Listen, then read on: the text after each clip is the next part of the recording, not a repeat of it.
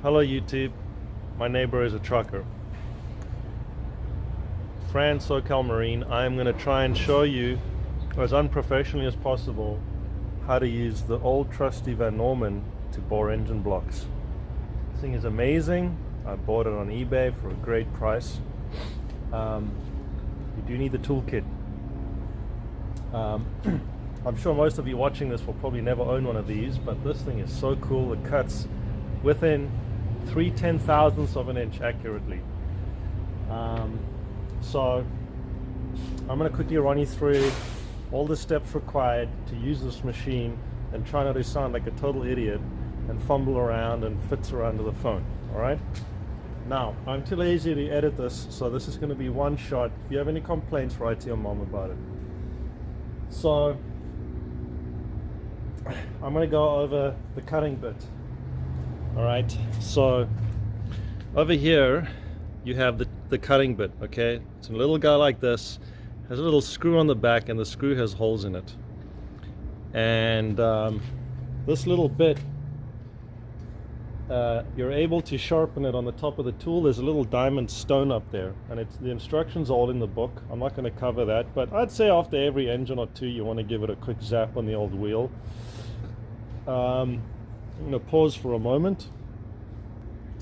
Alright, so this is the fixture that comes with the kit, and basically what you do is in the manual there's instructions on the correct orientation for these. You slide the tool in there, you make sure it's seated, and there's a little pin back here, and then you just snug it up, and that will go in the shaft. Up there on the top is a shaft.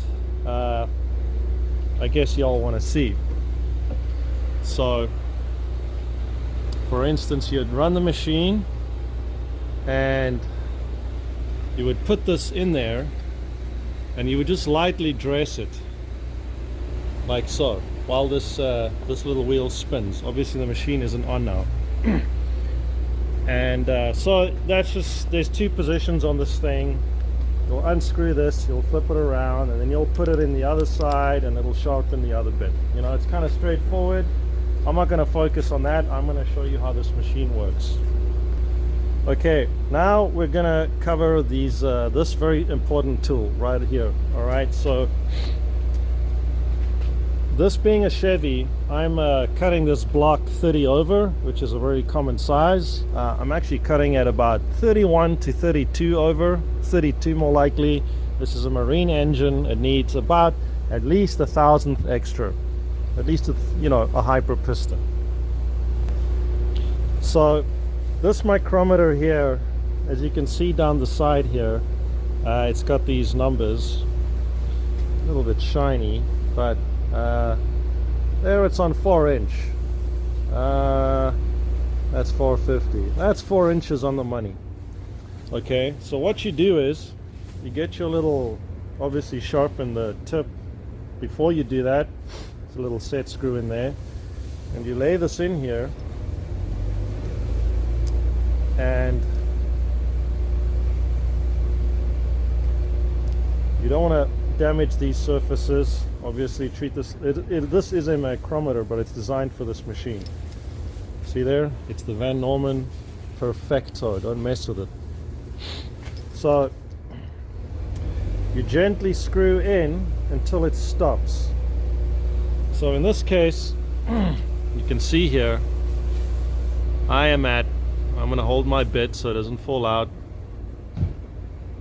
I am just over 30,000th there. I'm at about 32nd, 2.5 thou. Alright, and what you do is you have this little hardened case pin with a little tip, and you can stick it in these holes, and you can screw this in and out. Now obviously you're going to back this all the way up to increase the cutting depth, but that's all it is. So it's important. First time I used this, I calibrated my bore gauge, and I set it at a size, and I saw it cutting about 1,000th under. So this tool's obviously worn a little, so, or it was calibrated wrong, who cares, I just did like a manual thing. But the principle is you thread this screw and you use this micrometer to set your cut depth. Now I would say 30 thousandths is the safe limit for this. Gives an excellent bore finish. You know, if you have a high nickel block, you could probably do 2010.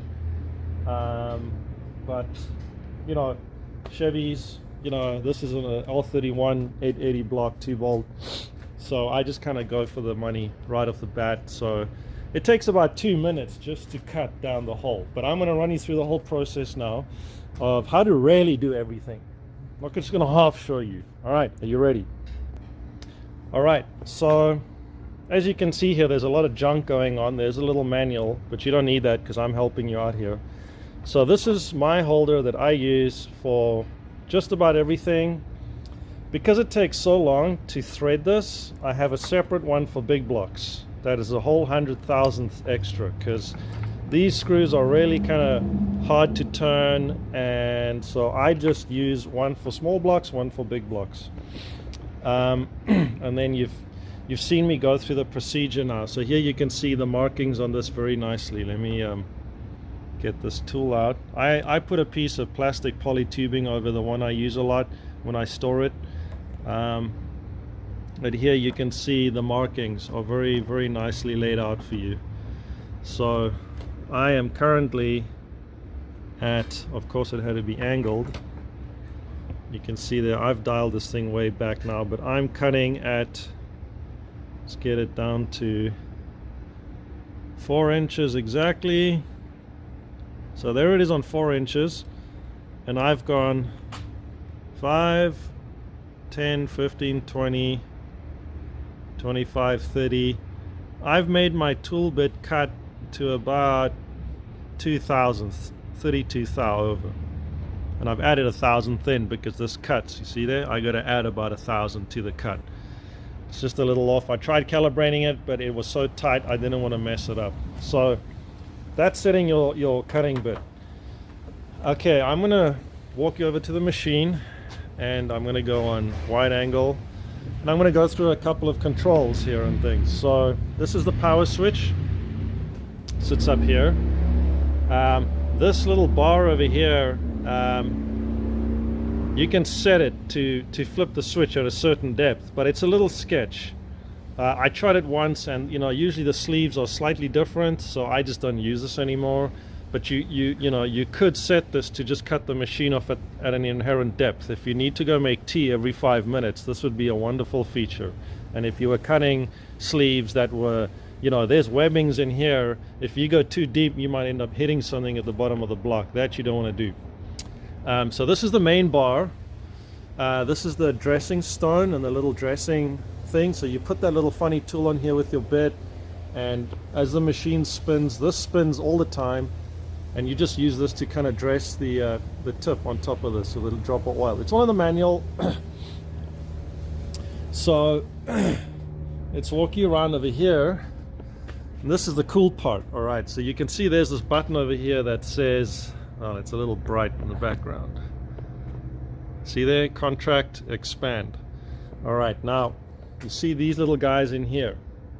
There's one here, and there's one on each corner, north, south, east, west. Okay, and they screw in with a little flat screw like this. Okay, and how these things work is that they give you different cutting ranges. So you can see that these are thin. So this is going to cut a smaller cylinder, and they all have ranges. It's all in the book. So let's say you need to do like maybe a, you know, a 3/8 75 cut, or maybe a 3.5 inch cut.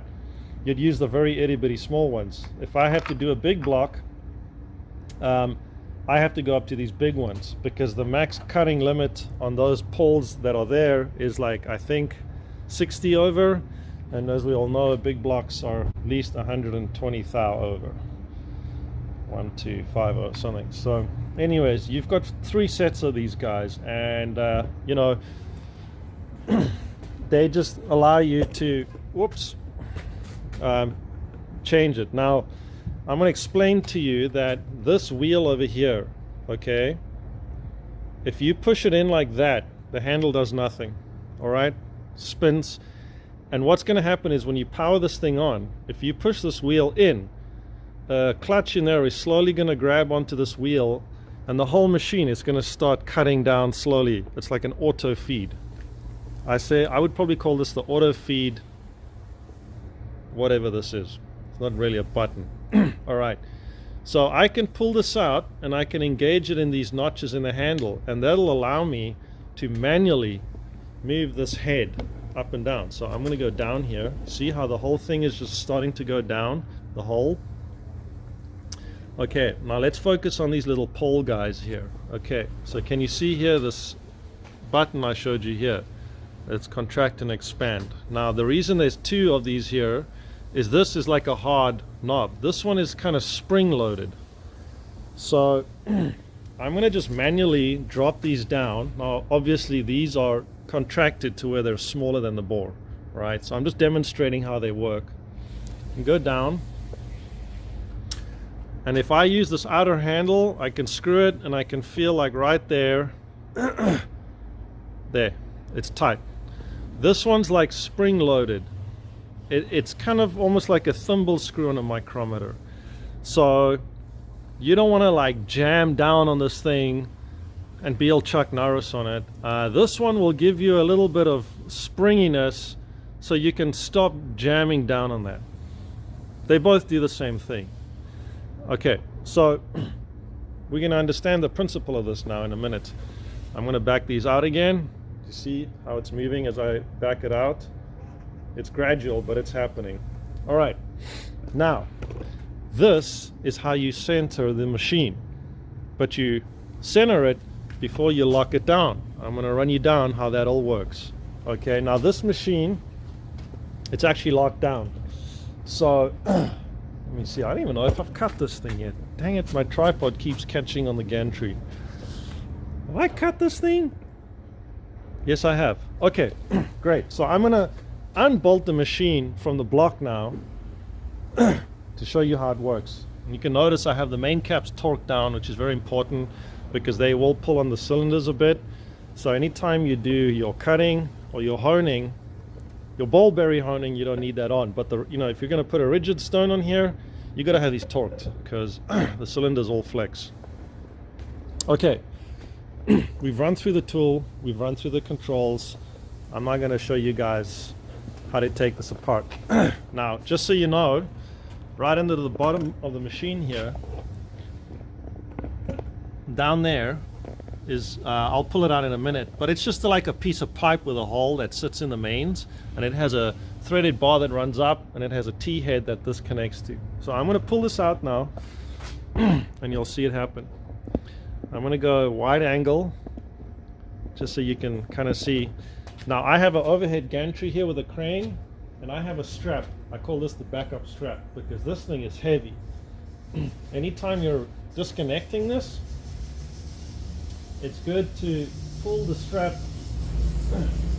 enough just so that you have some backup, in case there's a very small earthquake or something like that. Anything can surprise you, you know what I mean? So I just give the strap about 1 inch of free play up here so that when I'm mucking around to this thing, it doesn't fall on my head. So there you can see, I just have a literal dirt bike strap over there. Okay, I'm going to rotate this a little so the backlight isn't so bad. Okay, so what I'm going to do is I'm going to pull the power out quick, leave that on one side, and I'm basically just going to unscrew this. I make this tight. Of course, you want this tight. Yeah. Okay. Give it 2 turns down there. Now this whole leg just slides out, and then this pipe, you're just going to have to wiggle it past the main cap, and this comes out. All right. So you see under the bottom here, there's like a T-slot. And this has a round head on it, and these two engage like this, and this goes down and pulls on the main cap, and then you just tighten that a bit, and then when you tighten this lever, it pushes this down and pulls the whole machine onto the block. So this is pretty much what holds it down, like that. Main caps, this slides in there, and it basically pulls the machine down against the caps on this, and that's what holds the machine in place. So I'm going to set this down. Now I can move the machine. Now of course I know my arm isn't all the way down because I'm filming and forgetting stuff. Obviously you can't move this around if it's down the board. So I'm going to engage my manual and I'm going to steady the machine. I should have done this when it was connected. So I'm going to kind of counter turn over here so I didn't pull on it too much. Yeah. And it's right at the top now. Okay. Another thing to add is you got to run a piece of wood with some sandpaper across the deck of the block. If you have anything in there like a bump or a nick and this thing's sitting on there, it's going to cock it to one side. So you just got to make sure that you don't have rust build up, or there's not like a piece of dirt somewhere, an old gasket that you missed. It'll really throw you off. All right, now the motor is the heavy part, and all I'm doing now is I'm going to move this from this cylinder over to this one because I've done all of these. All right, so I'm just gently going to scoot this along, keeping it in the center of the bore, and then when I get around to where I think it's going to be close, come back down here. I went a bit too far. Yeah. And notice how I'm just keeping this relatively straight. It doesn't have to be like space age straight. Now I'm going to go back down. Bear in mind you need some slack up in the top here, otherwise you're going to just run out of. So you just have to keep an eye on this at all times. So now I'm manually just going to take these little poles. I'm actually going to pull them in some more because sometimes they kind of lift off the block if you're not right. So I'm going to try and get them down the hole without it pushing the block up. Okay, so we're good. Let me get you guys a little closer in here. All right, so these are the poles. They've started dropping down now. Now, it's good to just give the bore a bit of a blast with air because these little chips go everywhere. Watch your ear holes. You really don't want a little metal chip between the pad and the wall. It's going to off-center it completely by a huge amount. And so I like to center blocks, I'd say about 2 inches down. That gives you a good balance of the straightness of the bottom and a potential of bore taper. You know, if you go right at the top, I wouldn't recommend it. It's just good to go have the top of that little pole maybe about an inch and a half down from the surface of the block. Now this is the magic moment. Check it out. No, it's not going to change color. This thing's going to stay red for a very long time.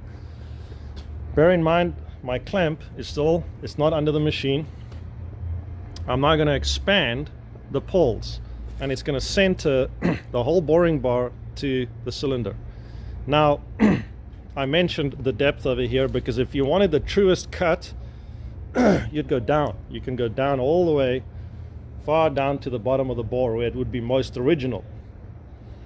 But if you have a cylinder, I'm going to exaggerate, but it's kind of gone a little bit like a banana, and you center it right at the bottom, you're going to have a lot of room up here. Whereas if you center the machine in the center, you're kind of like halfway between any potential kind of, you know, angling of the bore.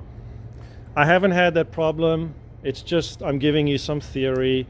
Usually what I do is I'll center it like in the middle, and then I'll come in here and I'm going to expand these. And as you do that, you'll actually see the machine kind of moving around till it locks in. All right, so I'm just turning by hand. There, the machine's moving. I can see it centering itself. Okay, there, it's firm. It is now completely locked, centered with those poles. And usually what you can do is you could probably go up and down with the handle a little bit. You know, if it jams up, then you know that you've got a real issue, but I have never had a cylinder so bad. Okay, so basically we've centered the machine to the bore. It's nice and tight. I haven't put a flipping pipe wrench on here. Now we're going to lock the machine down. All right, I'm going to set the tripod down. I'm going to demonstrate that. Okay, so this little guy is going to go up. Now if I'm boring on that cylinder, you're always putting the lock up in the adjacent cylinder. If first time I did this, I had no one like me to tell you how to do all this stuff, and I put the stupid thing over there, halfway in the cylinder over, and the whole flipping machine jumped and bit, and I ruined a block that was already bad. So that was kind of cool. So all I'm going to do is I'm going to wiggle the pipe in between the main caps. Let's see. And now this slides in the back, and I'm going to make sure that I'm engaging that little head I showed you earlier, and you'll pretty much know, like, you see how this is dropping? I missed it. So there it is. Okay, I just give it a turn or two over there. Actually, I'm going to flip this pipe around because I didn't cut it quite straight, and that allows you to kind of offset it slightly. Actually, let me see if I can. The nice thing is that it's adjustable, you know, like this thing can pretty much scoot around. The nice thing about using a pipe is that it's always going to sit perfectly in the crank webs, you know what I mean? You can't get it wrong because it's going to pull up to the smallest area. Okay, so this is in, it's kind of nice and centered with an extra twist there. And all I'm going to do now, let me get you guys back up here. I'm just tightening the T-handle. So we use the pawls to center the boring head to the cylinder, right? Then you clamp it down with this. Nice and tight. Okay, she ain't gonna move. Now what I'm gonna do is, I'm just gonna back these off a little, just so when I pull it up, I don't scratch on them. Now manually I'm gonna take this all the way back up. Now it's solid. The machine and the block are one. Alright? All the way up to the top. I want to show you something else now. So that is where the cutting tool actually goes in. I'm going to go pick it up now. This is whoops. Too many freaking thumb screws on this tripod. Where the heck is it? Over here. Okay, so just to reiterate, I'm going to show you again. I'm going to try and angle the the number here. So see if I can get you in, zoomed in a little more here. Now I need to angle the tool like this so you can try and see that 4 mark. Oh, this is ridiculous. Absolutely ridiculous. You're gonna have to bear with my fumbly methods here. Come on. Okay. Where the heck is it? There it is. Okay. So going back out. Try and orient you. And I'm just kind of skimming with my fingers. You can see there it stopped at about 32.5. Minus a thou is 31.5. That's right on the money. It's exactly what I want. Marine engines need about 3 thousandths is really good. I wouldn't do any more. Back the tool, the little screw back out.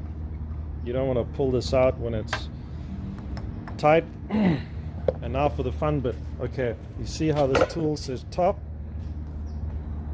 And you've always got to make sure that set screw is tight. I mean this one, because I had this bit come loose on a customer's block once and I ended up having to sleeve it, and it was an absolute nightmare. So if you can't see this gap here, you can see here on the head, I can spin the whole thing by hand. Okay, so you can just rotate it until you can get the tool in, and you have to almost make it click twice. See there? Once, twice. If you don't push it in all the way, you're going to try and cut 1/4 of an inch here. And you can see now what I'm going to do with my handle is I'm just going to go down ever so slowly with this, just to where the bit stops right above. Ooh, that was really close. Ooh, I hit the board taper over there. Okay, I am very, very close there. It's going to give me a couple of seconds of run time before it starts to cut. But if you look from here, I'll see if I can zoom in extra nice. It's so close to the cylinder bore. You can just see the tip, and that's a good indication that you're where you need to be. You know what I mean? If the tool's sticking out a whole eighth of an inch, there's something horribly wrong. All right, so I'm going to set you guys back up over here, and I'm going to try and focus on the cutting head because the top doesn't really matter too much, although maybe it does for a while.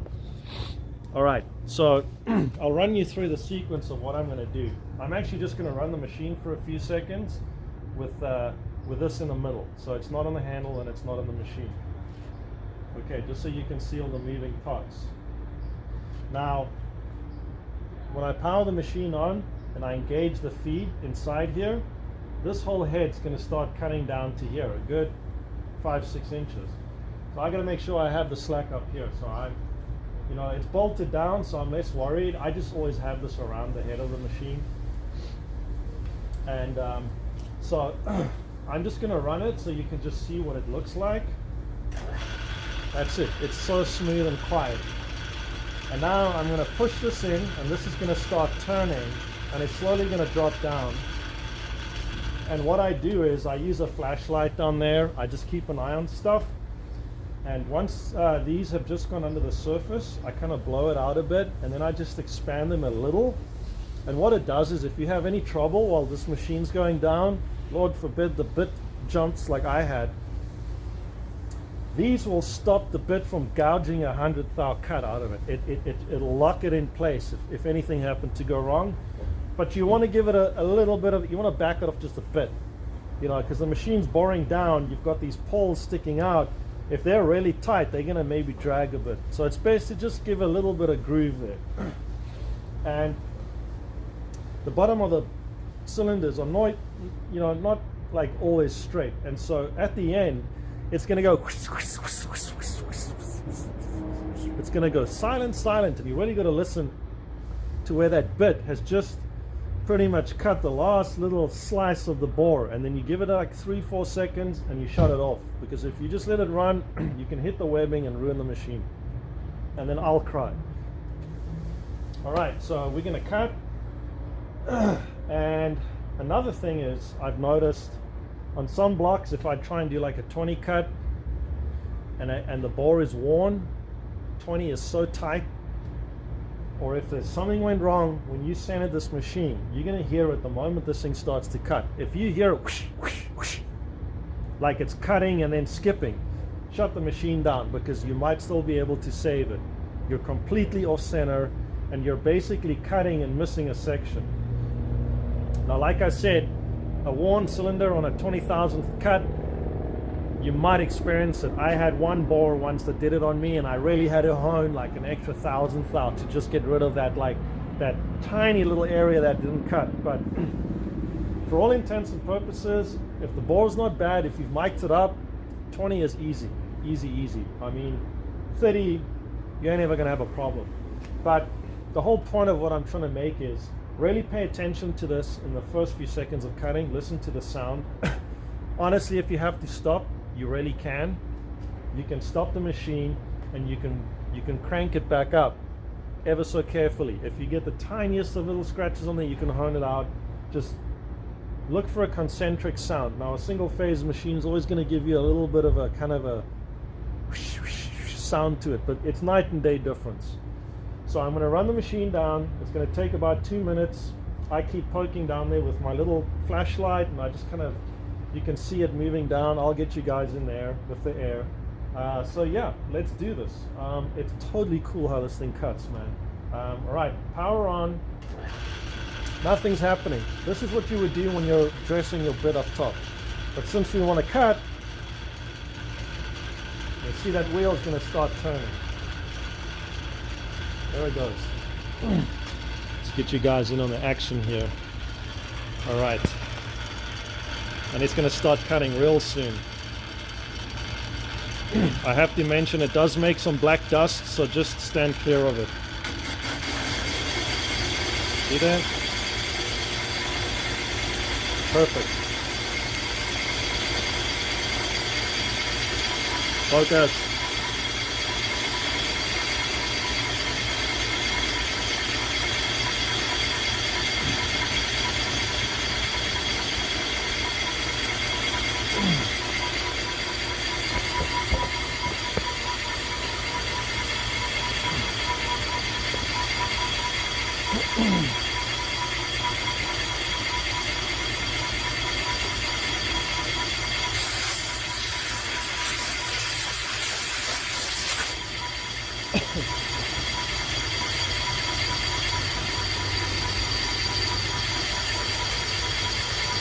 See if I can get you in on the cut over there.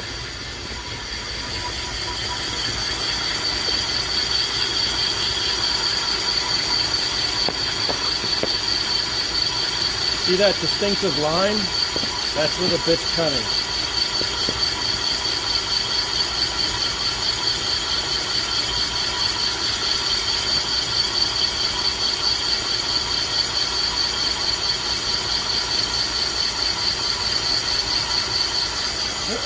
And so this bar over here, this is slowly moving down. That's why you've got to have the slack. Just be careful of the spinning parts up here. There's not much you do. You just sit and wait. Now you can see the poles have actually gone down way down there. So what I'm going to do is I'm just going to blow them a little clean and just expand them a bit.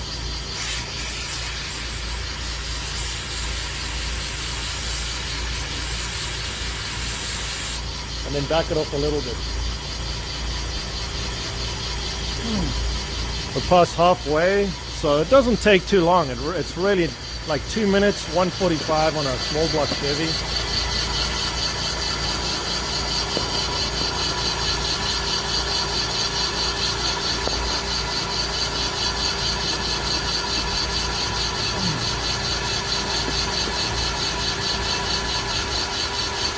I do have a box to catch all the metal shavings.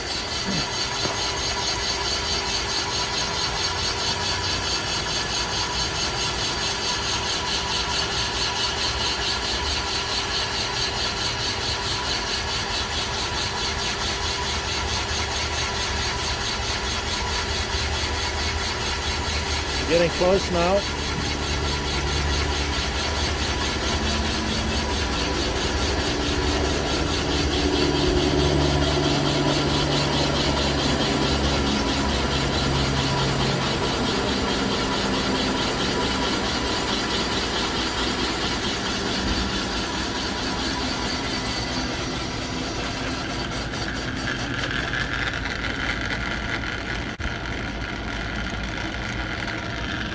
Boom.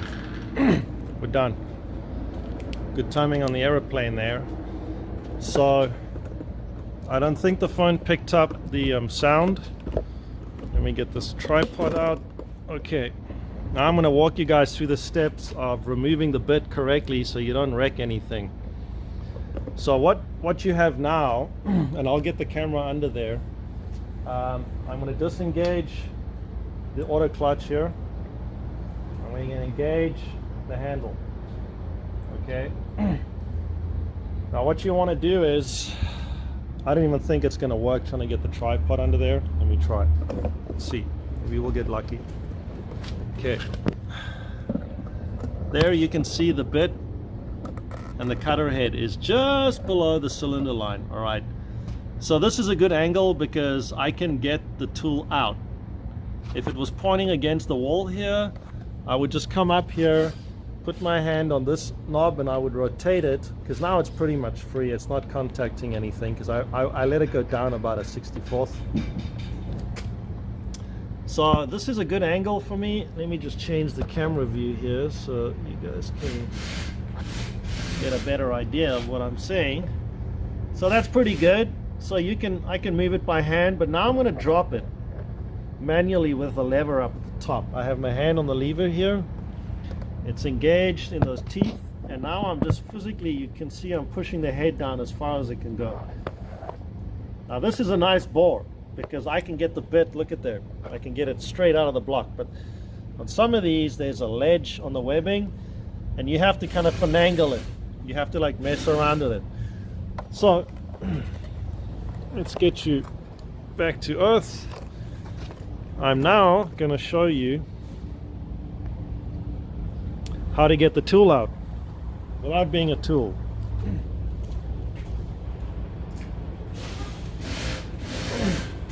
The last thing you want to do is damage your cutting bit down there. So this is part of the tool box. It comes with a little hook and there's a hole in the tool that you can pop this in. I use a bolt so I can tap and just get the tool out. Usually when it's halfway, it's finger loose. But you ain't gonna pull it out with your fingers. All right, so I'll demonstrate from afar. I mean, don't know what you'll see here, but I have the tool pointing me now, remember? I've got it in the little hole, and I'm just gonna tap the bolt, and I can feel the bit coming out. And there it's like hand loose, and I can gently pull the bit out. There it is. Okay, always want to be careful with this. Okay, I'm going to put these down carefully, and we'll go through taking the machine off again, and I'll show you the finished cylinder. Okay, so now that we have the tool out, remember I expanded these guys a little. Let me just get you guys on a wider setting here. Okay, so remember I expanded these a little while it was boring, just to give it some kind of safety. I'm going to contract these in like a full turn and a half, so that when I draw the bar up manually, I don't have those like scraping up the cylinder wall. All right, so I'm manually engaged, and I'm going to crank this all the way up, right up to the top, and I'm going to always blow the chips out. You don't have to go full blast, just gently, so it doesn't fly all over your face. I give it the ghost in there, and always blow out the cavity where the tool holder goes in. You do not want to blow chips in there and then be off 60 thousandths and ruin your block. All right, so we have the bar all the way up to the top. Now we know this thing weighs like flipping 150, 200 pounds. So what I'm going to do is I'm going to tighten up my sort of safety at the top here, like so. Okay, pull the power out. Don't need that for now. And I'm done with this whole bank. So what I'm going to do is I'm going to pick the machine up with my electric hoist, rotate it, and set it back down. But I'm going to show you the cylinder finish. Let's get this off here.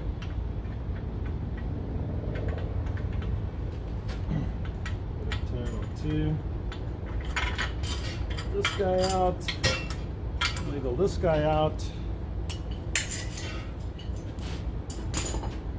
Okay, so the machine is now free. Okay, so the machine's loose. I've got it tied up at the top here with my strap. My strap's really tight now. I'm just going to lift it up, and I'm going to steady it with my hand.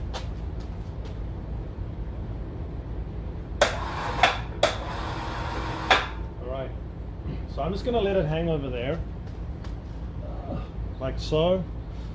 I'm going to bring you guys in here so you can look at how ridiculously pretty these cylinders come out with the Van Norman. I mean, it is just ridiculous. Look at this. It's so smooth. It's insane. It's ridiculous how this machine from the 70s is still cutting. And I must be honest, gee whiz, this one I did 2010. These three I just did 30 cuts straight up. And I don't even know if I can feel a difference. It's absolutely good looking. So this thing cuts so straight, I don't even rigid hone these. I just take my ball hone, 180 grit, and run through all of them and do final checks of the mics. But I mean, I've done so many blocks of this thing now, I don't even like doubt its capabilities. I've triple checked it so many times. It just cuts so ridiculous. In fact, let's get the bore gauge out and just check one of these cylinders just for kicks, so I can show you guys. I'm gonna go actually wait, I think I did set up my bore gauge. Yeah, let me walk you through my tidy shop so you can see how organized I am. I did have this perfectly set up at 4 inches. You see, I'm foreign to America. I had to put a dot where a thousandth is because it's so freaking confusing. This thing measures up to like 100 thousandths, which is just ridiculous. So, and always calibrate your measuring equipment with gauge blocks. Don't trust those little round anvils. All right, so we went for about a 31.5 thousandths on this. Roughly, let's see what we got. Okay, this is calibrated to 4 inches. All right, so let's see what we got. Get the smallest number. Okay, maybe it's not calibrated. I think the battery's going low. Give me a second. Let me go recheck this and I'll be back. All right, I guess I was being a little hasty over there. This is probably the kind of junk that some of you guys like to see. This video is long, but I know you're sitting on the couch having your TV dinner, and I've done the same. Okay, gauge blocks. These things are incredible for calibrating tools. They are so good because we try not to drop these now. Come on. They give you 2 flat mirror polished surfaces, which is very accurate. All right, so I calibrate my tools regularly. They actually don't go out, I must be honest. I'm using this Fowler stuff from Amazon. It's very accurate. Okay, so I'm going to run you through how to calibrate the ball gauge. Okay, let's get some professional overhead lighting here. Okay, this thing is definitely calibrated, there's no doubt. All right, so what I'm going to do here is, oh, the lighting is great. Okay, let's try some bouncing off the roof. See if that works. Yes, focus. Focus. Focus. Oh, maybe I'm too zoomed in. Okay. All right, so that is exactly 4 inches. Okay, the 0 is lined up with the 0 on the 0, and this is a 3 to 4 inch. So we're exactly at 4 inches over there. Okay, so I'm gonna go 5, 10, 15, 20, 25. I'm gonna zero my gauge exactly at 30 thousandths. All right, I'm gonna lock it, wipe off the surfaces, clamp it in an incredibly clean glove without going Chuck Norris on it. All right, now, how does a ball gauge work? You have to have compression on this to work. So when you go and calibrate this, I've set this at 30 over now, right? If I set this exactly at 30 over, I don't have enough spring to push against the cylinder and tell me where I am. So I need to extend the length of the tool to like 60,000 over, so that when I go and measure, I have 30 thousandths, you know, where this thing can move around. As long as I zero it with about 30 thousandths to spare, or 20, or even 10, it'll be enough. And so how you do that is, apart from the, like, I would say the kind of generic size anvils, you get these itty bitty little tiny ones. They're very thin. So I'm going to try this one and see. Hopefully this will get me over, because I didn't even really know where this thing is calibrated. And as you can see, as you slip it on behind this, so that this has now actually been extended, you have to compress this in here to get a reading. Okay, so previously I was incorrect. Let me have a look and see here. Okay, this is very good. I'm using about half of the available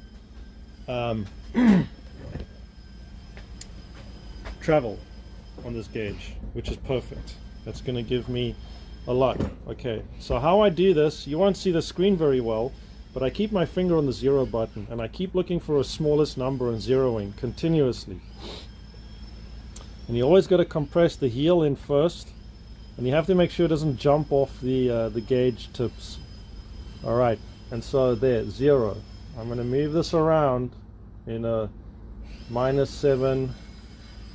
Okay, I'm kind of drawing a little figure of like 8 on the faces, and I'm not seeing anything lower than a 0 on my gauge.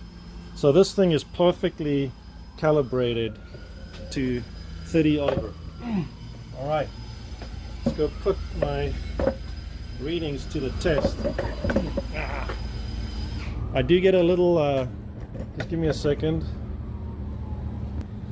Okay, so we know the gauge is exactly calibrated to 4 inches and 30 thousandths, right? And if you remember previously on the tool, I set the caliper to about 32.5 thousandths. So if you minus that, we should be at about 1.5 thousandths here. Watch the magic. I got to look for the smallest number here. 1.5 thousandths. I'm telling you, this Van Norman does not lie.